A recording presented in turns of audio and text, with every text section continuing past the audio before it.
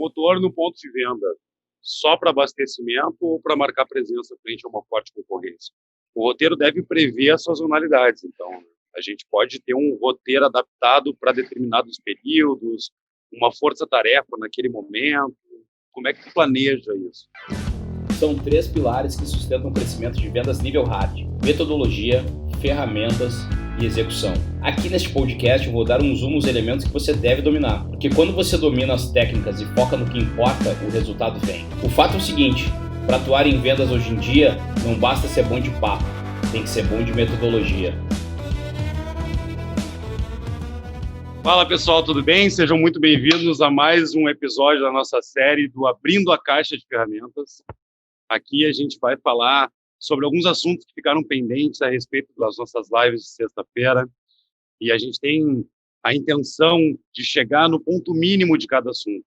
Aqui a gente vai voltar e vai rever todas as questões que podem ter ficado pendentes, questões que podem ter chegado para a gente, tudo para poder ajudar você a potencializar o teu trabalho, potencializar os resultados, melhorar o teu desempenho e, com isso, tu chegar ao nível hard, ser um profissional diferenciado no mercado, conseguir atingir todos os resultados através de método, através de ferramentas e tudo que a gente vem trazendo para vocês de conteúdo aqui, tá? Normalmente, a gente vai fazer isso depois da nossa live de sexta às 6. Por quê? Porque sempre fica um ponto, né? A gente não fala sobre tudo na live e é legal esse momento aqui para a gente poder também aprofundar um pouquinho o assunto, né? Eu sei que ficam alguns questionamentos na hora da live, a gente acaba não interagindo, toma nota para fazer um questionamento depois, mas enfim, esse é o momento que a gente acaba sanando essas dúvidas e trazendo à luz esse assunto aí para poder aprofundar um pouquinho e melhorar o desempenho de vocês aí, para chegar até esse profissional que a gente gosta de chamar de nível hard. Beleza? Cezão, me ouve bem? Super bem, cara. Super bem. Beleza, excelente. Boa, cara. Tô bem feliz aí, cara, de estar junto aí nessa primeira de vários episódios da série. Então, cara, tô bem empolgado para ver o que tem de pergunta aí. O combinado, até deixando público aí o nosso combinado, né, Reginaldo? Não é uma questão ensaiada. Principalmente eu prefiro aí que o Reginaldo ele traga as perguntas, cara, e traga os pontos soltos e a gente tenta resolver aqui na hora para não ficar também uma questão ensaiada. Então, pode ser que, eventualmente, alguma pergunta, alguma resposta seja repetida, ou seja, enfim, não flua na primeira, mas isso faz parte também desse processo metodológico que a gente está criando aqui. Então, vamos lá, vamos nessa, cara. Estou feliz de estar aí contigo.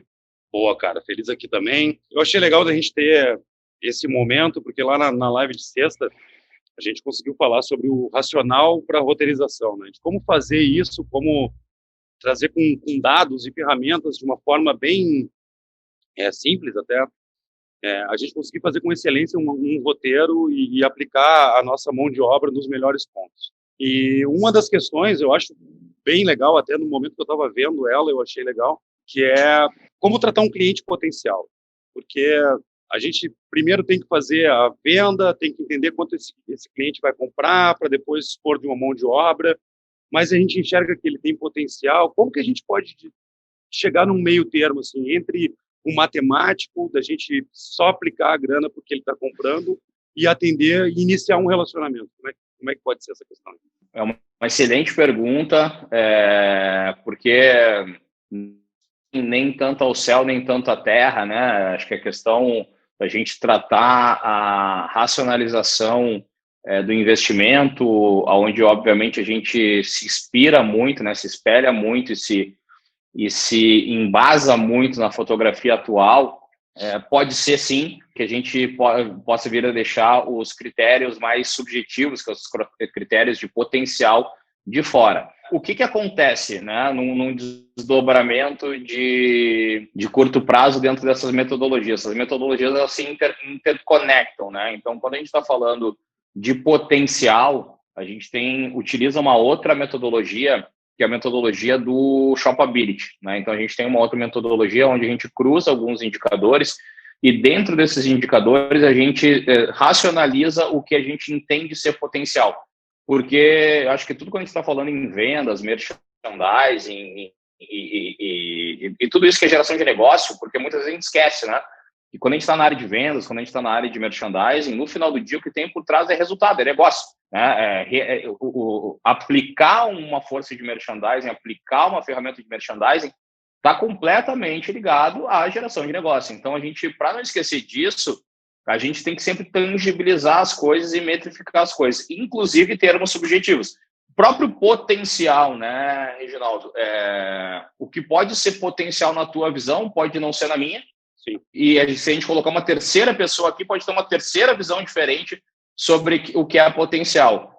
Qual é que é a visão que vai estar mais certa? Do César, do Reginaldo, da terceira pessoa? Cara, isso é o que menos importa. O que mais importa é que a visão de potencial ela seja uma visão alinhada entre todos, porque não adianta eu estar correndo para um lado achando que o potencial do cliente é ele ter mais loja, ou ele está numa região mais rica, ou ele ser uma loja mais iluminada, e tu está buscando um potencial cliente que é aquele que tem um atacado força de vendas, que tem uma expansão de uma equipe de distribuição maior. Então, são critérios distintos. Então, o primeiro ponto que a gente tem que consensar é o que é potencial para o nosso grupo de trabalho, né? Se a partir disso a gente vai chegar num consenso e esse consenso vai nos direcionar para a potencialização de resultados. Então, o ponto o importante, o principal é termos um critério único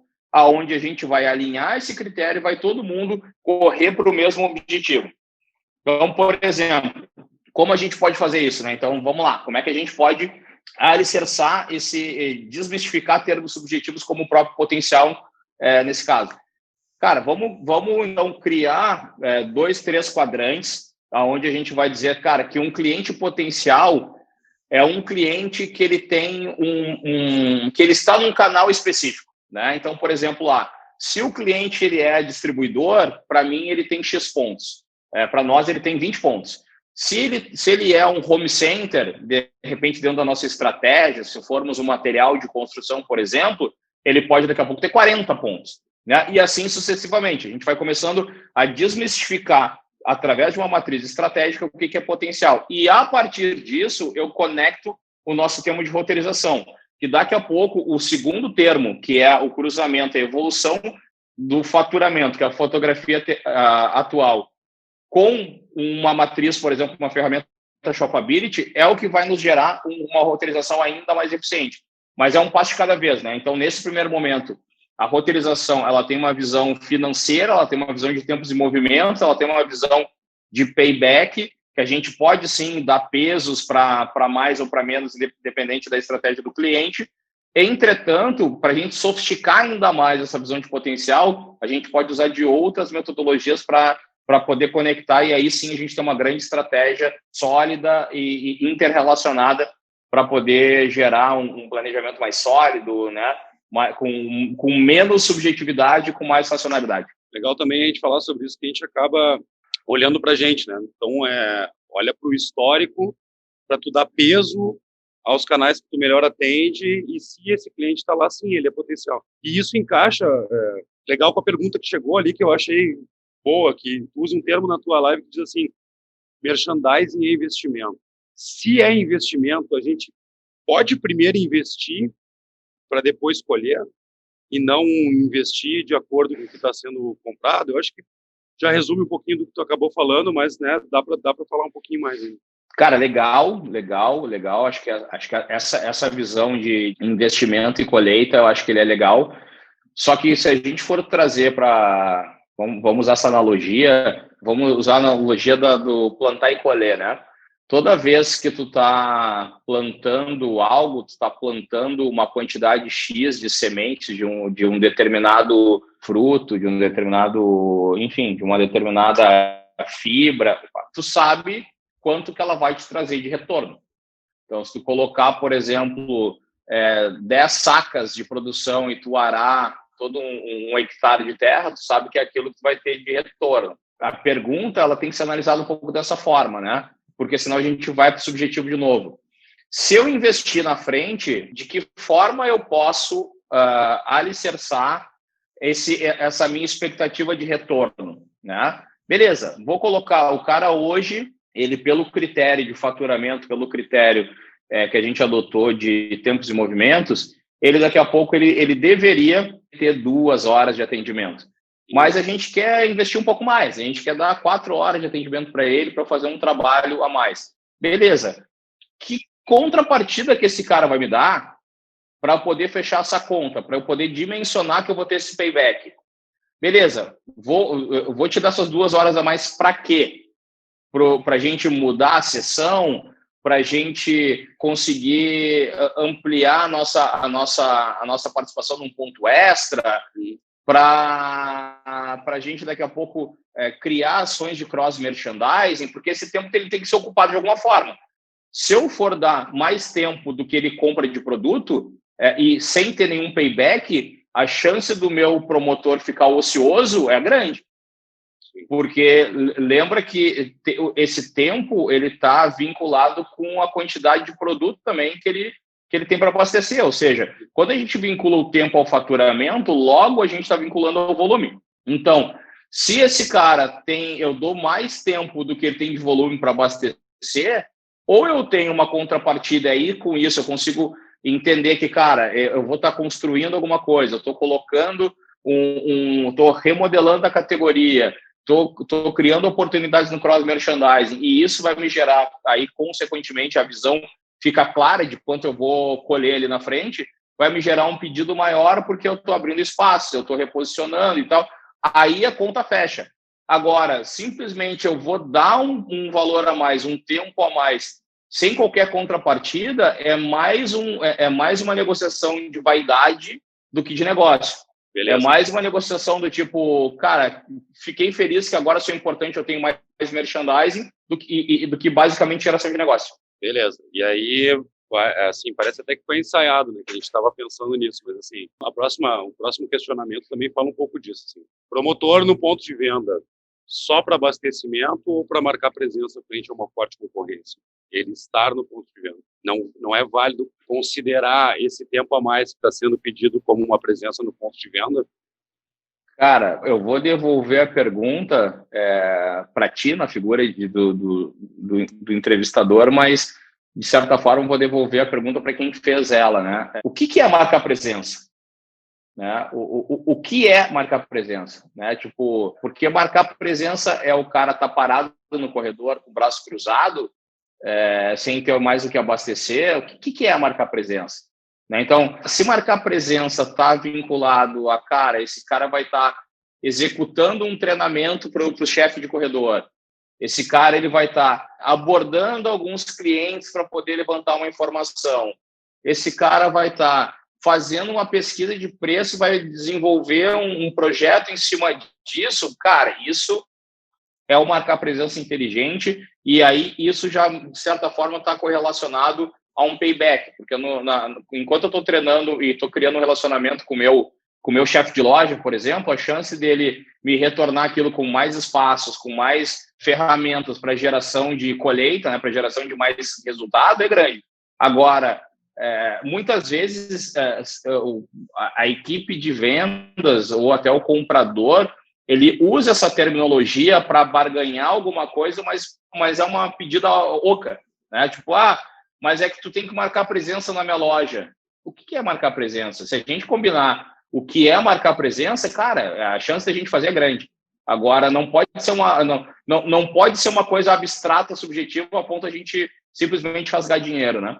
Sim, aí também acho que vai do direcionamento da supervisão da equipe, né, de merchan, que tem que determinar que não existe tempo ocioso dentro de um corredor, né? Ele tem pesquisa de mercado, tem treinamento de staff, tem uma série de outras funções que ele pode fazer, e que eu acho que aí a gente consegue chegar no ponto comum, né? Eu atendo o chefe de loja e atendo a minha necessidade também, por isso eu tenho payback. E, cara, para a gente... Até desculpa, Reginaldo, antes de tu trazer a próxima, só fazendo um gancho final aí, só para trabalhar bem esse ponto, alinhado uma vez o que é marcar presença, como os exemplos que tu citou também, reforçando, o gestor ele deve fazer um controle de quanto tempo a gente está dedicando a mais nesse marcar presença, e a gente tem que estar também registrando o que é que a gente está fazendo nessa marcação de presença. porque isso vai nos dar a possibilidade de avaliar se esse trabalho, esse investimento que a gente plantou, ele, em quanto tempo ele tem colheita. Até para que a gente possa, no futuro, olhar e dizer o seguinte, cara, eu sei que se eu colocar uma horinha a mais para o cara treinar, ou se eu colocar uma horinha a mais para o cara abordar, eu sei que treinar dá mais impacto que abordar, ou vice-versa. E aí, com isso, a gente consegue gerar uma base de dados para que depois a gente seja até proativo a uma demanda como essa. Para que daqui a pouco até inverta o jogo. A gente possa chegar no comprador e falar assim, cara, eu quero te dar uma hora a mais para marcar presença. O que é marcar presença para mim? É fazer uma abordagem dos seus clientes, porque com isso eu vou conseguir levantar informação, entender melhor a categoria, até te propor uma layoutização diferente. Eu sei que isso está resultado porque eu já fiz em vários outros clientes. Então, só para fechar esse ponto, eu acho que esse tópico é importante. E também, assim, a próxima pergunta vai ao encontro disso que a gente está falando, né? A gente deve considerar isso já no roteiro. A gente tem como dar folga num roteiro considerando isso já. Esse tempo de marcar presença dentro do ponto de venda. Eu acredito que não, tá? Eu, na minha opinião, na minha visão, não. Eu acho que, assim, toda ação que a gente possa fazer, mesmo ela seja uma ação mais intangível, como essa mesmo, de fazer um treinamento, fazer uma abordagem, como a gente estava usando desse exemplo da pergunta anterior, eu acho que ela tem que ser mensurada, sabe? Eu acho que ela tem que ser mensurada. Então, se ela tem que ser mensurada, isso tem que estar descrito em roteiro, até para que a gente possa depois avaliar os resultados. Então, se a gente trata isso, coloca no bolo de folga, né? Tipo, vamos criar um roteiro com mais folga, porque a gente já sabe que vai acontecer isso, a gente perde uma oportunidade muito rica de medir o impacto dessas pequenas ações. Então, na minha visão, não. Eu entendo que a gente deveria prever esse tipo de ação, mas não como uma folga, e sim como uma ação que a gente tem que depois como mensurar, inclusive, o retorno que a gente obteve com isso. Legal. E para fechar os questionamentos aí da nossa live da semana passada, de quanto em quanto tempo eu revisito o meu roteiro? Quanto tempo eu espero para saber o resultado do impacto do meu roteiro? Cara, muito legal essa pergunta, muito legal. Essa é uma pergunta chave de quem está com a mão na massa nisso. O ponto do período, tá? O ponto do período, ele é um ponto que a gente pode estar mixando de canal para canal, de tipo de negócio para tipo de negócio, tá? Vou explicar. Em média, se eu fosse fazer uma resposta padrão, eu poderia te falar o seguinte, cara, por onde eu passei, por todos os projetos que eu já toquei, em clientes, como executivo, eu sempre utilizei como período 90 dias, tá? Eu sempre usei como período trimestral, porque eu acho que esse ciclo de 90 dias, ele permite também uma avaliação de comportamento, e como o merchandising é um investimento e não um custo, isso também permite com que o próprio cara de vendas tenha um poder de barganha, para dizer o seguinte, cara, se tu não aumentar a minha venda nos próximos 60, 45 dias, eu vou ter que reduzir meu merchandising, porque aqui a gente tem ciclos de 90 dias e tal, e pelo que está tendendo, se a gente seguir nessa tendência, eu vou precisar retirar, ou a gente faz alguma ação, abre um ponto extra, coloca mais volume de pedido, ou eu vou ter que reduzir meu nível de serviço se eu não gostaria disso. Então, isso já gera um certo drive para a própria equipe comercial a tratar isso como investimento junto ao comprador lá do varejo. Mas, cara, existem algumas questões específicas aí, vamos dizer assim, fora dessa regra, que são basicamente quando a gente tem algumas empresas que têm um pico sazonal muito grande. Isso pode distorcer a média, né? Então, imagina uma empresa que tem um pico de venda de panetone no final do ano, né? Uma empresa que tem um pico de vendas na Páscoa no meio do ano, né? Em função da sazonalidade do próprio produto, ou enfim, N outros produtos e suas regionalidades, né? E etc., que a gente não vai ficar citando aqui. Mas o ponto se existe uma sazonalidade no meio de tudo isso, aí talvez seja melhor revisitar num período um pouco mais curto, tá? Porque ou até para aumentar o ciclo de vendas, o ciclo de atendimento durante o período da sazonalidade, até para corrigir a curva no pós-sazonalidade, né? Então, eu acho que tem esse ponto a considerar, mas numa média mercadológica, 90 dias é um tempo bom para poder entender comportamento, entender giro e até mesmo para poder barganhar aí com o comprador. Cara, e agora um questionamento meu, assim, para a gente encerrar, e eu sei que esse papo daria muitas horas, né? É bom de falar sobre isso, a gente tem muita coisa de experiência já, já tá no mercado, de entendimento, né? Mas sempre tem um quê, assim. O roteiro deve prever as sazonalidades, então a gente pode ter um roteiro adaptado para determinados períodos, uma força-tarefa naquele momento. Como é que tu planeja isso?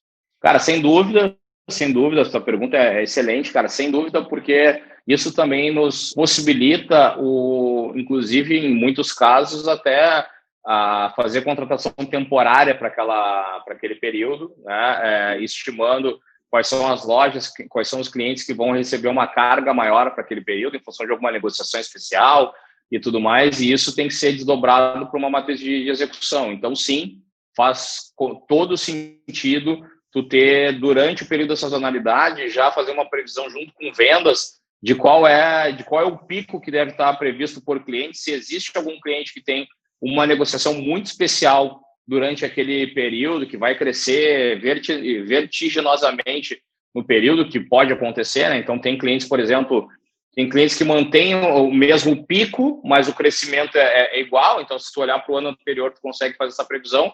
Mas, às vezes, tem clientes novos que entram e, cara, que não estavam na conta no passado e que agora vão estar e vão dar um boom. E aí, o próprio olhar year to date, 12 meses para trás, não vai nos ajudar. Então, nesses períodos, se a tua empresa tem um período sazonal muito claro, muito específico, talvez seja o ponto de tu criar um processo junto com a tua área de vendas, identificando com uma certa antecedência qual será esse pico, em quais clientes, em quais regiões, para que tu possa montar uma operação, quem sabe, aí de equipe temporária para poder suprir essa demanda extra, essa demanda típica que pode incorrer aí em detrimento da característica da tua categoria.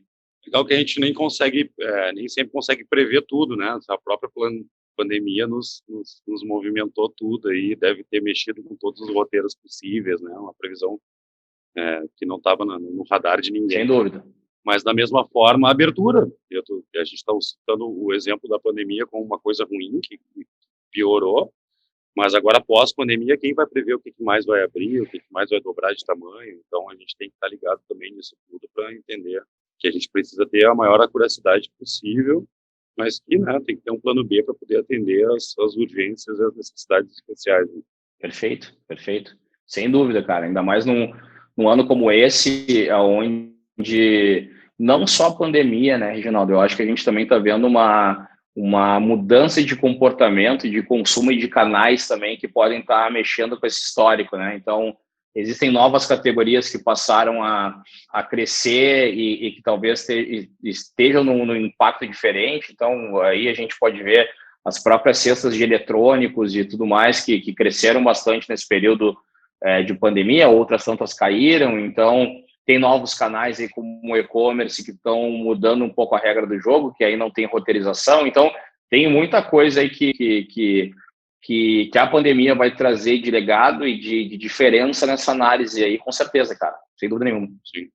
César, obrigado por esse tempo aí, né? A gente bater esse papo, a gente podia passar o dia inteiro falando. Eu acho que tem bastante, é um assunto muito rico. A gente tem trabalhado em conjunto para poder juntar assuntos que façam exatamente isso, esses questionamentos tão importantes do dia a dia. Né? Às vezes a gente num cargo de gestão e fica olhando tão para dentro da questão e não consegue enxergar o que está do lado de fora. Trazer esses questionamentos ajuda demais assim na operação. E eu sei por experiência, e tu, então, nem se fala. Mas é legal a gente ter esse canal, é importante que a gente consiga dar continuidade a isso, né? O Abrindo a Caixa eu acho riquíssimo, acho um canal muito legal. A gente quer sempre, após o assunto da live da semana, trazer esses questionamentos. Então, quero deixar um convite já para vocês aí que usem as nossas redes, usem as redes do César lá, TikTok, Face, qualquer coisa, qualquer rede que leve o @César Duro, para vocês poderem deixar os questionamentos, porque isso enriquece esse papo aqui, traz um monte de esclarecimento. Eu acho que é isso que faz com que a gente tenha profissionais de hard, que no final é o que a gente quer.